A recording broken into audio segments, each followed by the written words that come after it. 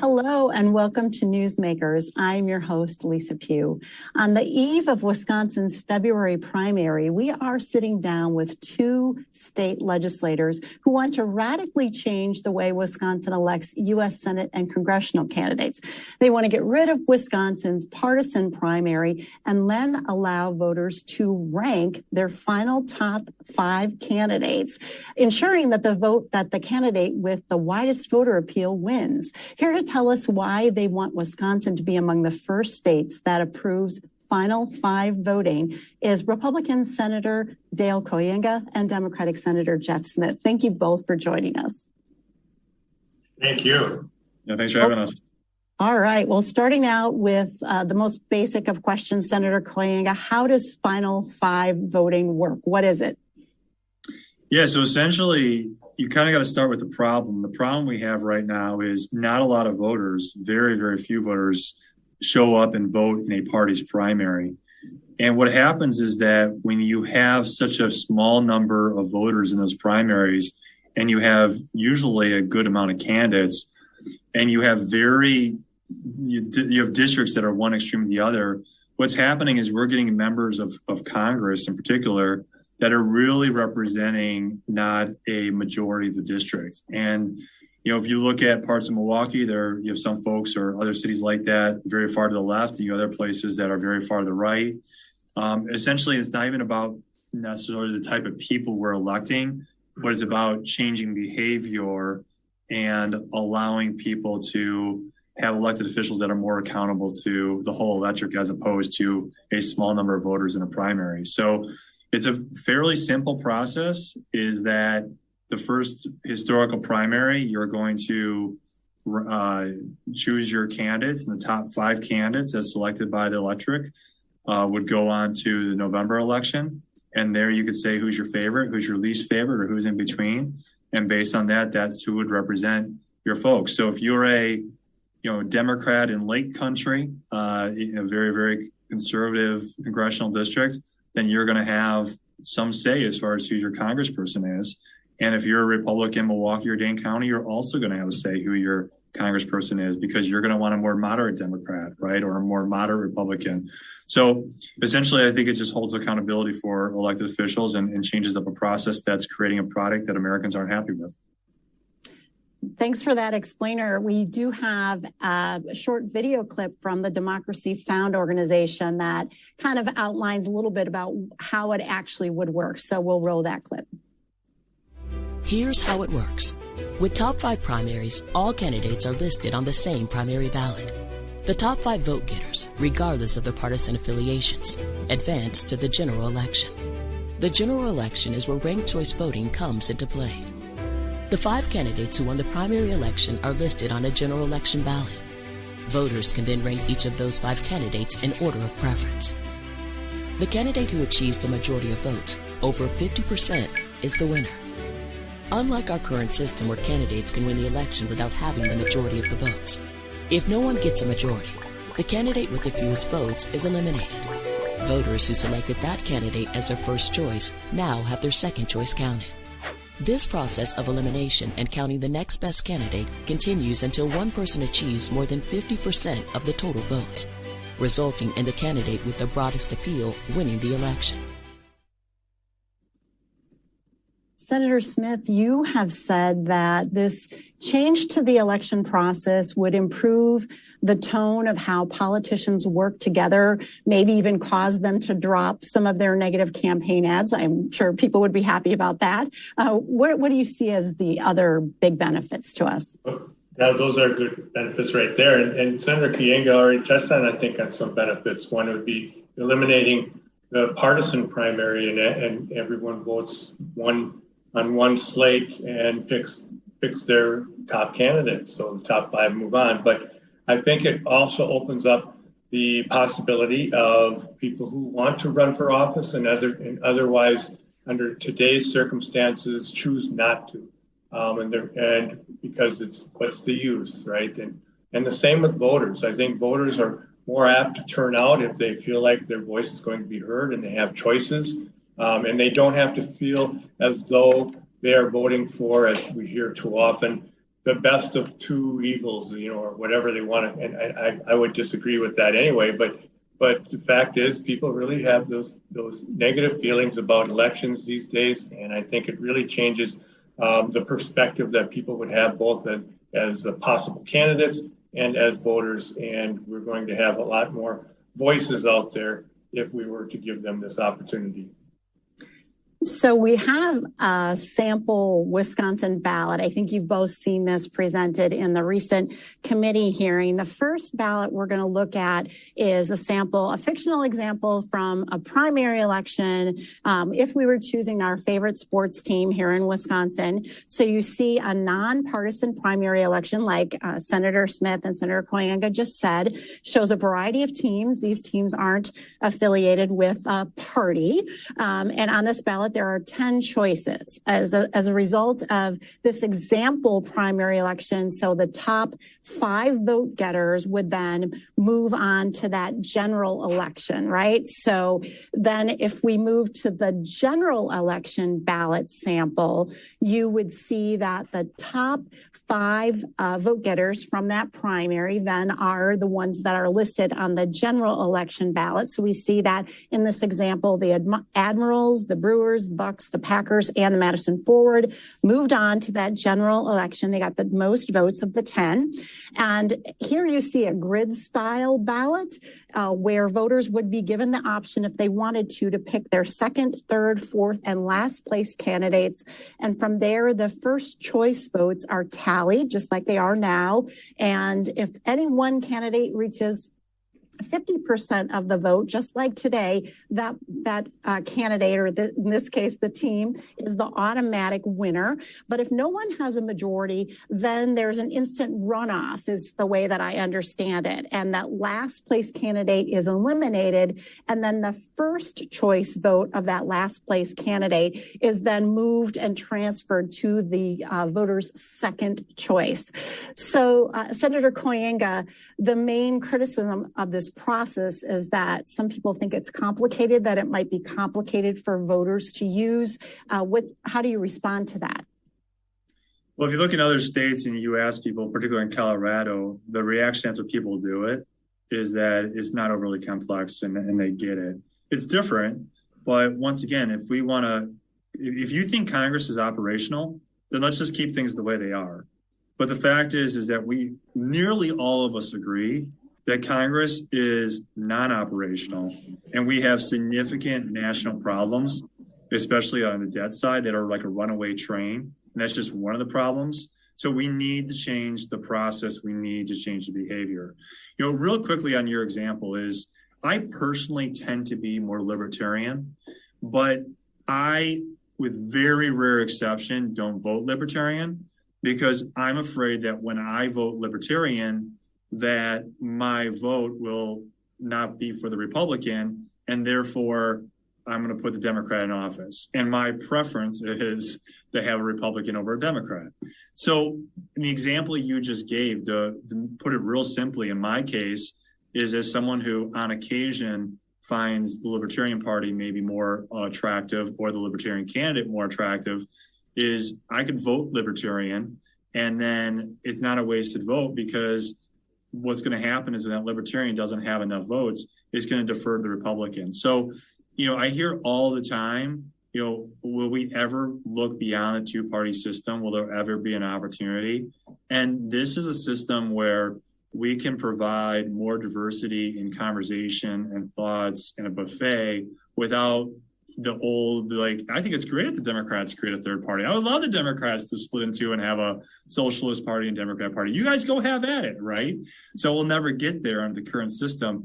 This is, and I'm very, very proud of the Republican Party too. I'm a staunch Republican. I've always been Republican, but I think I also like some of the libertarian things. So this is on an election by election, candidate by candidate basis. You can see circumstances where you could allow your voice to be heard better by having this sort of system that gives more flexibility and power to our voters. And I would add, just because I want to be sure there's some balance here, that to be able to vote Green Party would certainly be an option for the exact same reason that Dale just explained. And I think it's really important.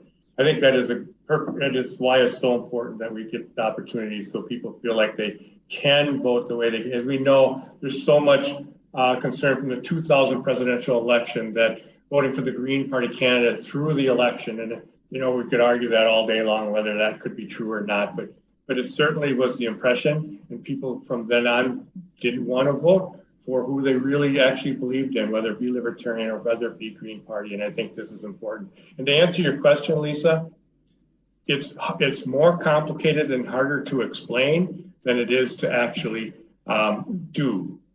Once people see it on paper and they go, oh yeah, I can rate these 1 through 5 when they get to the general election, or I can vote for one person in the primary just like I do now. So it is not complicated when they actually are faced with it on the ballot. So, and we can both go back and forth on our examples as far as, one of the reasons I'm doing this is I think this is more consistent with my values and principles as far as a democracy. But I've also, and maybe Jeff could talk about from the Democrat side, but on the Republican side, I think of Alabama with Roy Moore. If people recall, Roy Moore was a very radical candidate that was really far out there. And so Republicans lost the state of Alabama because the candidate that got through a primary system was not palatable to the larger Republican state because he was so radical. And, when you have processes like this, you're less likely to get candidates that are not as toxic to the general population. A good example of that in the Virginia race on the Republican primary side, they actually have a system similar to this that pushes out the Republican candidate, which gave Virginia Republicans the Youngkin candidate, which ended up being a Republican that was able to appeal to a state that has been voting more blue. And I think Jeff could probably give examples on his side where Democrats put up a candidate that was not palatable to the general population in that state, and similar circumstances happen. So who's in opposition to this? I would imagine that in the way our current partisan primary system works, there are specific interest groups that have some unwieldy influence in that process. Are there going to be certain groups that think this is not a good change for them to get their candidate moved through the process? Change is always hard, Lisa. Change is always hard to get across. But I will suggest that in the hearing, for instance, there were 72 registrations for this change and 0 against. We did not even have testimony opposed to this. But yet we know, of course, that the parties will have their heartburn about this change because, let's face it, I'm a Democrat and I am true blue Democrat, just as Dale is the true blue Republican.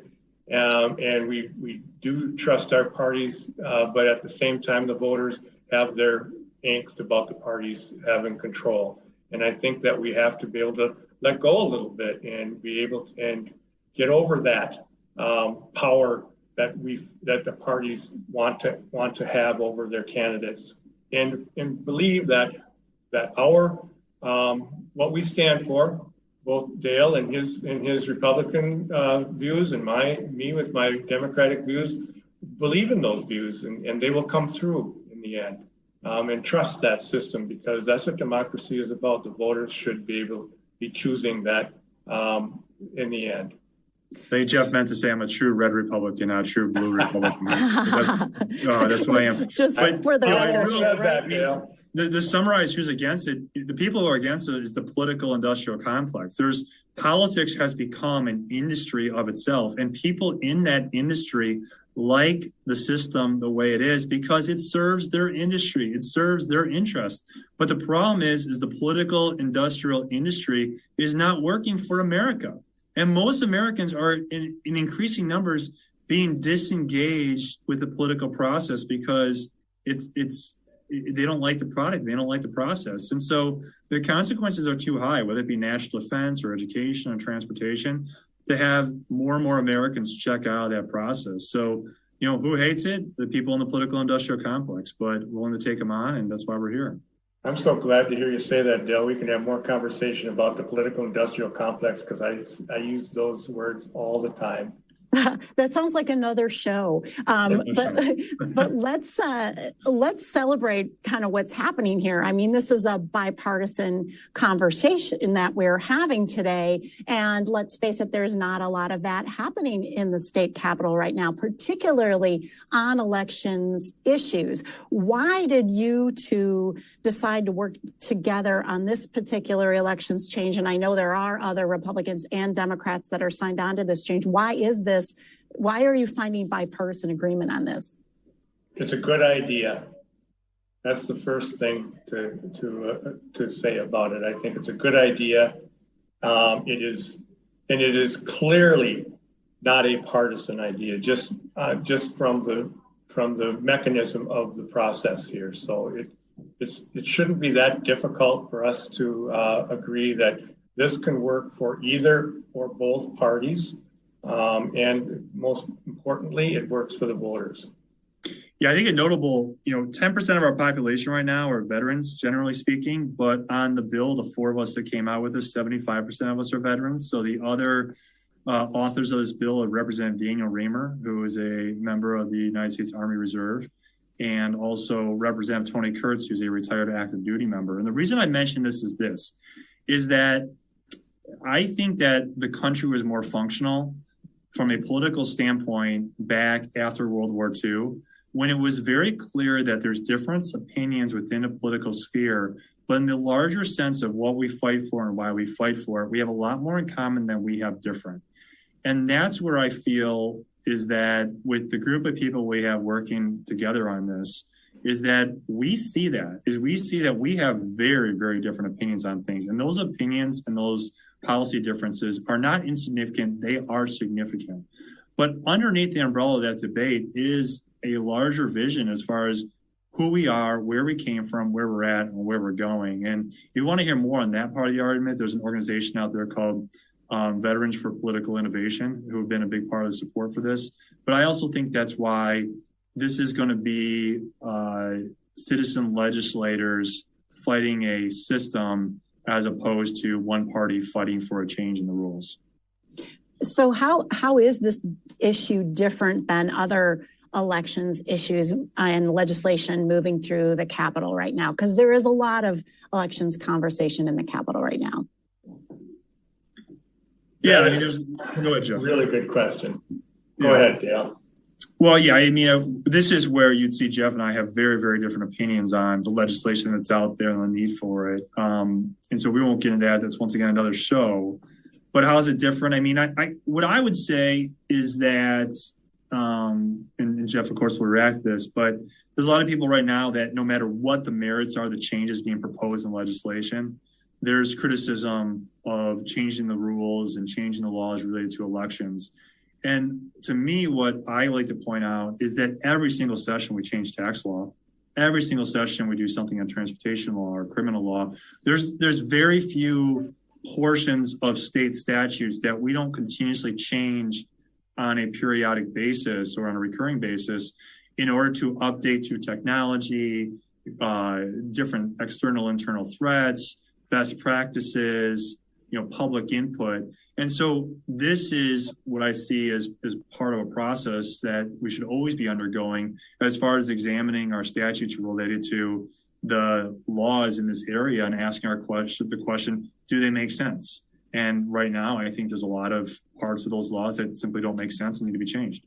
And I think it's apples to oranges. The legislation we're seeing going through the legislature right now are not even touching what we're talking about today as far as how do we encourage voters, how do we encourage candidates, and how do we maybe change the rhetoric during campaigns. And going back to what you said first, that I've said many times, is I think it changes the way candidates talk. You've got to be very careful. You do want to appeal to all voters, and that brings us back to more of a pragmatic and middle ground kind of conversation, and without having to abandon your values. And so I think it's far. Sometimes it's even deeper than what was happening right now in the legislature, and it's not about counting votes or how clerks work or how, that sort of thing. This is really more grassroots. How is it that people are able to maybe feel more confident about their vote going towards the candidates that they really care about? You touched on this a little bit earlier, that recent polling in Wisconsin shows significant disapproval with the job that Congress is doing. I think the most recent Marquette Law School poll, 71% disapproving, 28% approving. The Gallup poll in January, Americans' approval rating, 18%, lowest in over a year. Would a switch to Final Five voting in Wisconsin actually change our feelings about how Congress is working, do you think, Senator Kooyenga? Well, I will point out that, and I'm proud that it sounds like our congressional delegation has higher approval ratings on average than the nationwide numbers, but they're still pretty low. And it comes back to the dichotomy that people love their congressman. I think most people are pretty happy with Mark Buchanan in Madison because that's their politics. And I know people are really happy with, Scott Fitzgerald or Mike Gallagher or whoever they represent. So it's just, you name the name, you have the election, then you have, the general Congress number. But yeah, no, I think it would. And I think it would, once again, I actually would predict that under the system, you would have probably the exact same congressional delegation, assuming that they were all running for re-election. But once again, it changes the incentives of that congressional delegation as opposed to trying to say, we want to change the people. And so changing the people is one conversation, but changing the process and the incentives of what drives those elected officials is what's we're changing. And quite frankly, as some people have said, you could be mad at congressmen all day long, but congressmen are doing what they think is in their best interest to be reelected under the current system. And so this would be a way to change that. And that's the most important thing about this. That is exactly right. So if you change the system the way we are proposing, it goes beyond the campaign. Then once elected, there's going to be a lot more willingness and opportunity to actually maybe get back to the table, work together, and actually accomplish things. And I think that changes the opinion that people have about Congress. It's about accomplishing things and getting things passed and through on a bipartisan basis. I think that's going to change those polling. That's the only way you're going to change that kind of polling.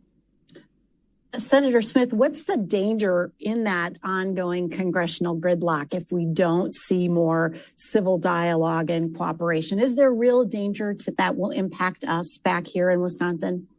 I do think it's very dangerous. I think currently we're really at a tipping point as far as whether or not, how do I want to say this, is that the rhetoric out there, and it comes from both sides.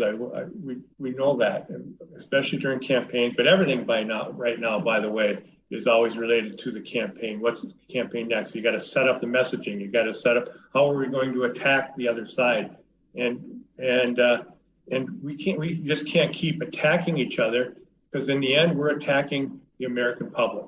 In the end, we're attacking policy that is good for the nation and good for the state. And holding it up. Things are not getting done for the best interest of the public, simply because the best interest right now is simply how to maintain power in the office that we have and holding that power. And that is not good for democracy. It's not good for this country, and it can't last. Senator Kooyenga, you mentioned that this type of voting reform is working now in various states and communities, perhaps not on the scale that's being proposed in Wisconsin with Final Five voting. Alaska will actually be the first to really implement something very similar to what's being proposed in the bill that you both support. They'll be doing Final Four voting in their August primary and then their fall general election, actually using it for both their U.S. Senate, U.S. Congressional race, their lieutenant governor, some state legislative seats. What will you be watching for in Alaska this year that might apply to what we talk about in Wisconsin? Yeah, I mean, I think probably similar to what we just spoke about is how that changes the behavior. I mean, it's the election's coming up, but what would be interesting is, has this changed the behavior of the current delegation from Alaska who's running for election because they know this is coming up? And so I suspect that that's already changed behavior there, but it'll be interesting to see. You know, there's some criticism on this from an administrative standpoint. Oh, it's so complicated. We're not going to know who the winner is for so long. And so I think what will be important is there faith and integrity in that election? What is the feedback from the Alaskan population on that? And what can we learn from that? And quite frankly, if that ends up being messy and it drags on for days and it's a source of the balance of tipping power in Congress, this is not going to fly and it's not going to work. If it's not that, it ends up being just like any other election with clear results and worked well, then I think we have something more to talk about. So, but I'm willing to bet that it's going to go well. So we'll see what happens. Yeah, and I will add that in today's world, all of the machines that are used to count are already set up to be able to accommodate this. So I agree. I think it's going to go smoothly. And the only question would be whether or not people like the results. I think Dale's probably right that the results will probably be the same in the end, but it's going to change the way it's approached. Some have said in Alaska that this change to their Final Four voting might actually help. Senator Lisa Murkowski, who is kind of known as a moderate, has recently been facing some more extreme challenges in her primaries. You have both said that this system does not require politicians to abandon their ideological views. What do you mean by that, Senator Kooyenga? Well, I don't think it, I mean, unless your ideology is really strange, which I think is more of a general election challenge in the first place, is it allows you actually to be more consistent with your views and not be afraid of a very, very low turnout election between you and getting back in office. And right now, the first election that you appear before when you're in office is that primary. And once again, that's a low turnout election with a very, very charged base. And so that's the one that drives your behavior. And then you deal with the general election if you have that beside, on the back end of that. So, once again, I don't think it drastically changes behavior. I think it, because of the weighting down system, I think it's more likely that you're not going to act uncivilly and be performative. Right now, so many of our Congress people are performative. They're almost actors on a stage than they are statesmen, policymakers. And I really believe that this system and the way it rewards the adults in the room are going to encourage more statesmen and policymakers as opposed to actors on a stage.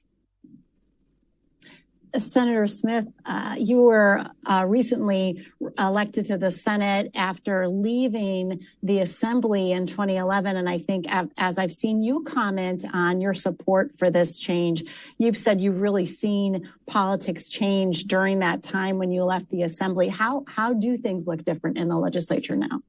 Well, I think as Dale has mentioned, a very low turnout in primaries really does drive politics, and oftentimes, because of that fact, you are pushed towards the limits of your party because those are the most engaged that is going to show up in the primary, and if you get through that, but it's hard to back out and get back to where you might really want to be, and when we talk about the values or ideals at which you hold dear to yourself, it's hard to go back to that after you've been through that system. So, and I think that has happened in this state that we're in right now, the state of Wisconsin. When I was here before, it was much easier to build relationships with people.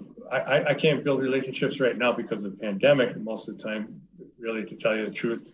But before that, even that, we were able to see in the hallways, across the street, in the restaurant or in the bar before we head back to our apartments or wherever it was, at a cooling hour, and talk about our family and things like that. That doesn't even happen anymore in Madison like it used to when I was here before, and it's unfortunate. And I think that if we don't have that terrible rhetoric attacking during the campaigns, it's going to be a lot easier to come back and talk to each other when we are actually in the building and even outside the building, and treat each other with more respect and realize that we're all in this together, and want the same end results.